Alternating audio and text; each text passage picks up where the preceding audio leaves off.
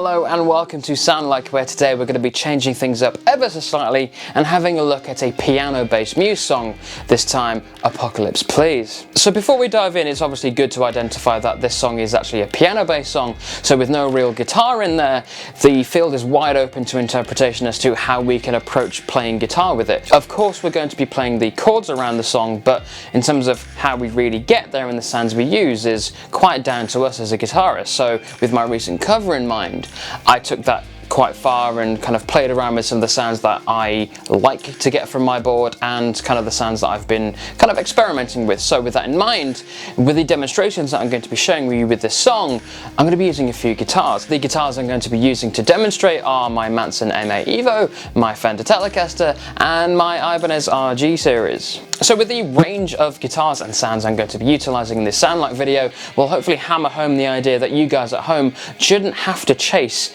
recreating the studio sound with the gear that you have at home. No one can really do that without having the exact same guitars, pedals, processors, plugins, atmospheric pressure, microphones, everything, and the studio and the room itself. You wouldn't be able to recreate those on any of the kind of songs that you'd want to make a cover for. The thing that you guys should really focus on is finding a sound that you like, and I would like today to show you the sounds that I use and like, and should give you an idea about the sorts of sounds that you would like to use in future. But before we dive into things, don't forget to like, share and subscribe, hit the bell so you don't miss out on any of my future content, and with all that done, let's just get started.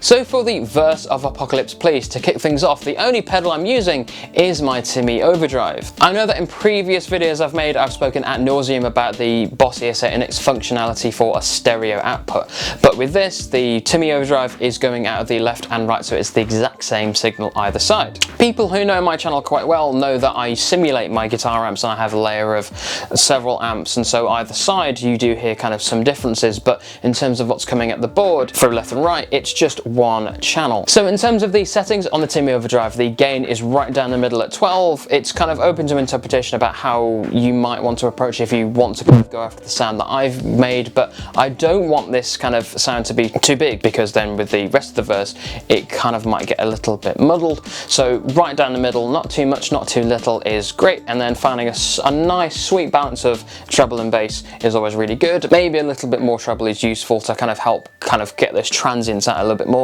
but then some bass to kind of help that grunt, kind of that nice body come through. Now in terms of the guitars I'm using, that really dictates how I go about playing this.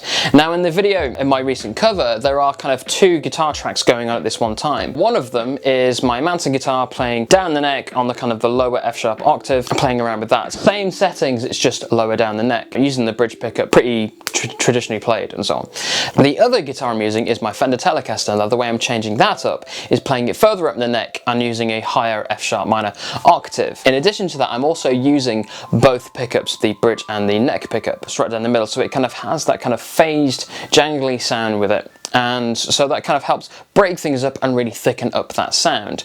And to demonstrate both of those sounds, well, here they are.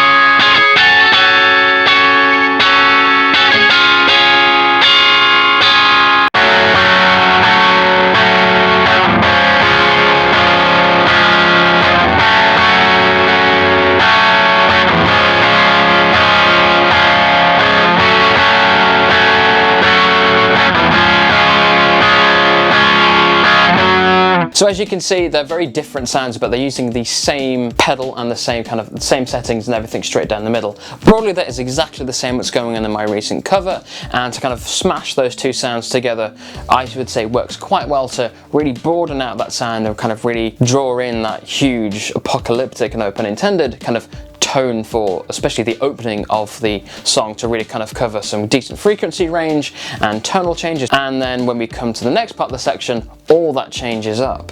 So we've gone from the intro of Apocalypse Please into the verse. Now this is where things slightly change up. We've gone from one side with the Timmy Overdrive and the other side having the overdrive distortion. Now this is kind of more in mind of having my traditional kind of rhythm tone, two different pedals panned either side to really kind of get a good broad range of tones out there. So the Timmy Overdrive has the exact same settings, they're not going to change. At the moment my overdrive distortion is leaning a lot more towards the distortion side of things. At the moment it's about 3 o'clock, but there's a lot of room for interpretation, play around there. My mentality for kind of going that extreme might not be that extreme, but my interpretation for going that different from the Timmy Overdrive is that I don't want to have too much of an overdrive tone from another pedal when they both end up kind of sounding like overdrives. Having that blend in there really helps to thicken out and get that diversity of sound in there. So as well as the overdrive being at 3 o'clock, the drive section is also at 3 o'clock as well, to get a lot of gain, a lot of drive, a lot of grit in there as well. Really add to the kind of drama from the sound as well. And then having those pedals panned hard left and hard right really helps to kind of broaden out that kind of sound, that apocalyptic sound, again, no pun intended, sound that's kind of coming out from the guitar. And in terms of the guitars that are coming out, by this time I've got switched from the Telecaster being on both pickups, neck and bridge, to just the bridge pickup, and they're both playing the exact same thing, not kind of changing up a higher octave. They're both coming together to play the same chord progression, the exact same kind of pitch and so on. So with all that in mind, this is what that sounds like.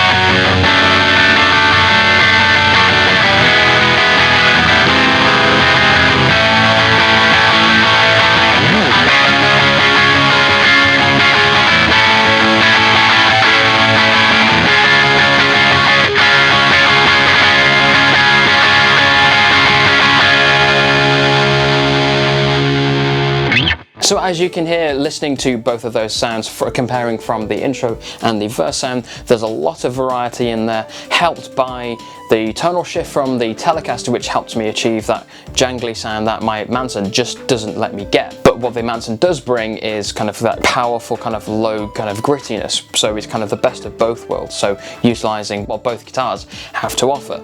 And then for the kind of verse sound, using both pedals and both guitars playing the same thing adds to that variety even more, even though at this point technically we're playing the same thing, we've just kind of enriched the sound. So my interpretation for you guys at home, if you were stuck with a mono board, you might want to consider kind of having a low gain tone for your intro sound, and at this point for the verse having a higher gain sound. I would argue at this point in the song, the verse would be your most powerful, your most distorted kind of track to really kind of get that going, because as we're going to see in a minute, the chorus really does shift things up.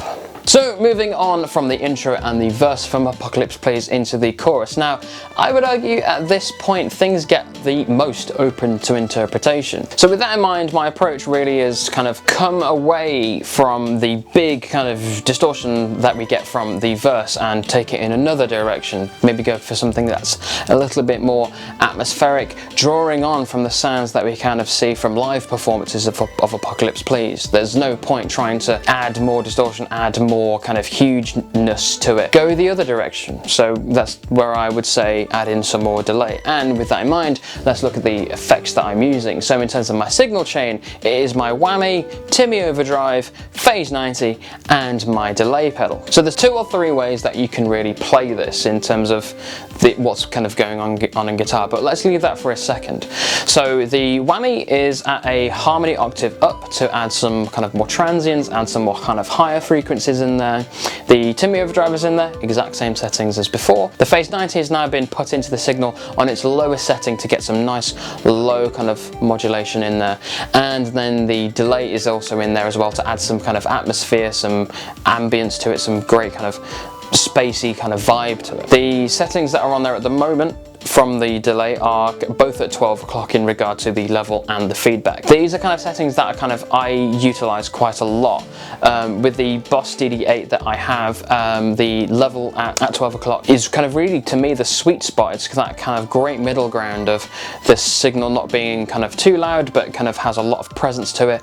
And the same with the feedback. If I want there to be kind of more of an ambience to it, I'll roll back the level and up the feedback, so we kind of get those repeats there longer, but it's not going to repeating too much and too loud to kind of overpower things. With the way that I play Apocalypse Please, there's kind of wiggle room in there in terms of how I approach kind of playing it, and that is kind of personified in terms of what I'm playing on guitar. So I'm going to show you a couple ways that I play the chorus for Apocalypse Please, especially with my recent cover in mind.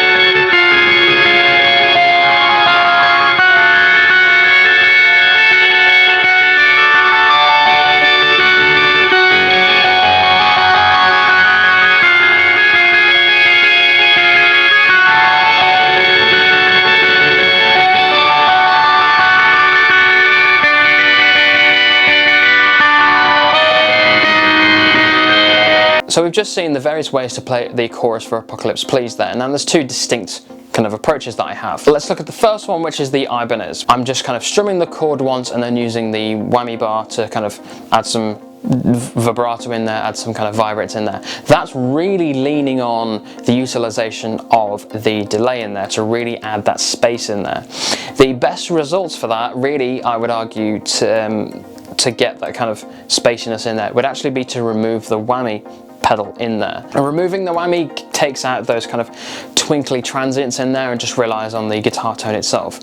I would say that kind of adds more breathing room for the delay in there as well. So if you're going to go down the route of using a tremolo arm or a vibrato and you have a whammy, don't deploy the whammy in this way. The delay settings itself, if you're going to go down that route, I would argue you might want to have more feedback in there to really, or higher level, just to really thicken out the ambience that you're building in there, to really kind of try and create this landscape that you're just filling with that vibrato. The other way I'm playing the chorus is to kind of alternate pick the chords itself. Now that does definitely require the use of the whammy pedal at a harmony octave up to really kind of get those transients out and to kind of diversify that sound even more. And then with the delay, kind of rope in the delay and the feedback, particularly the feedback. You don't want it to kind of be as grandiose as what you'd want for the vibrato, which means that kind of layering those kind of sounds together, if you were to do so, or if you had the ability, really does allow you to kind of really thicken out that sound. So you've got that vibrato adding that nice bed in there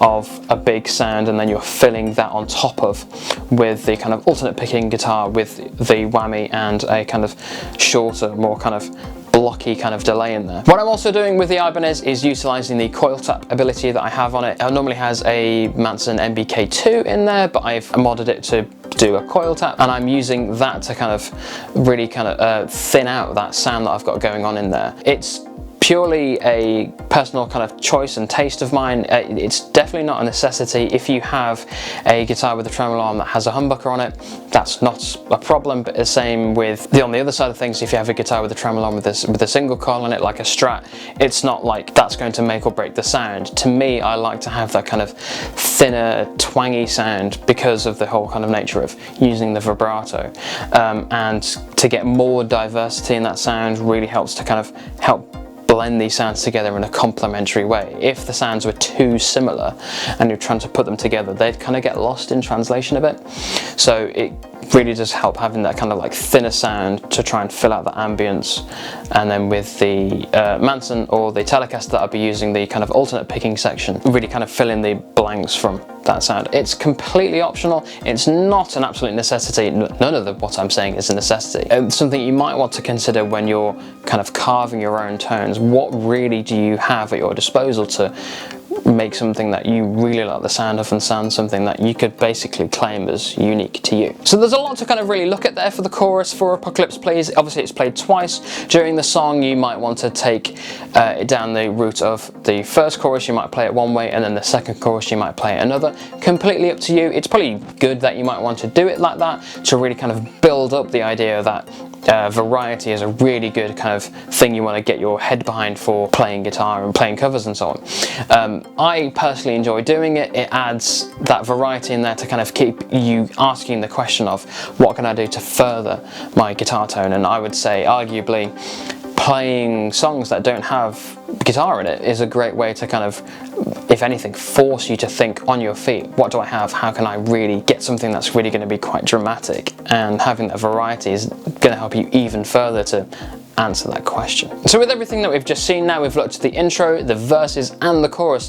The only thing that's left for us to look at is the outro. So with the final part of Apocalypse Please, we come to the outro. I would say arguably at this point, this might be the least open to interpretation sound that I'm going for. The only kind of wiggle room we have in there is the distortion that I'm kind of deploying. So with the pedal board settings that I have at the moment for the way I've programmed my Apocalypse Please patch is I'm using the overdrive distortion. There is an argument to kind of flip between that or the Timmy Overdrive, or what I would say for you guys to use, just a kind of mid-gain overdrive pedal. With that sort of mentality, it's just all about asking yourself about how big do you want this sound to be. I'm using the overdrive distortion as that's my biggest distortion that I'm using for the whole song, so I want to kind of double down on the, again no pun intended, apocalyptic sound of Apocalypse Please. I would argue using the overdrive distortion for a kind of a lower sound, but then ramping up the delay in the patch, which brings me on to the other pedal I'm using for this, which is the delay.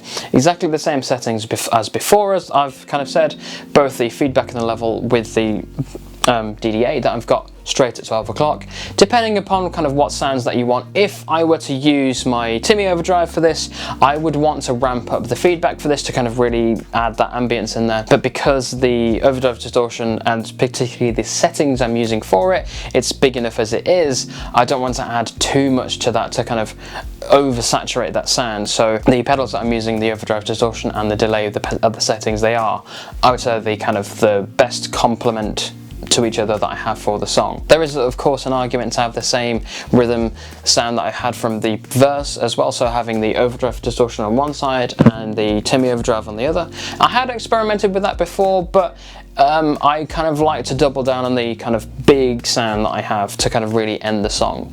In terms of what you guys might want to try at home, it's completely up to you how you want to do it. And this isn't me saying you should do this in this particular way, but these are the settings and sounds that I used in my recent cover, and if you like the sound from that cover, then you're seeing what I'm using. So the outro of the song is kind of pretty quick and pretty easy and pretty simple. So with all that in mind, this is what it sounds like.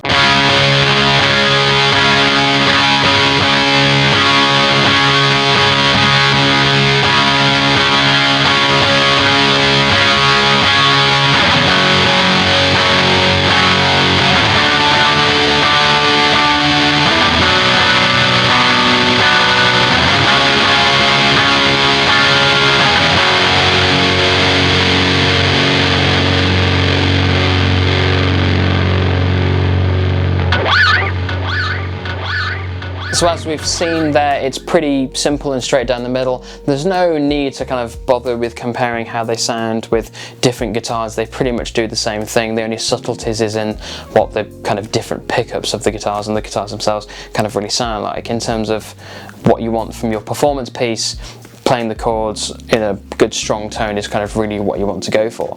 And with that, it's the end of the song, and so that's kind of the entirety of Apocalypse Please.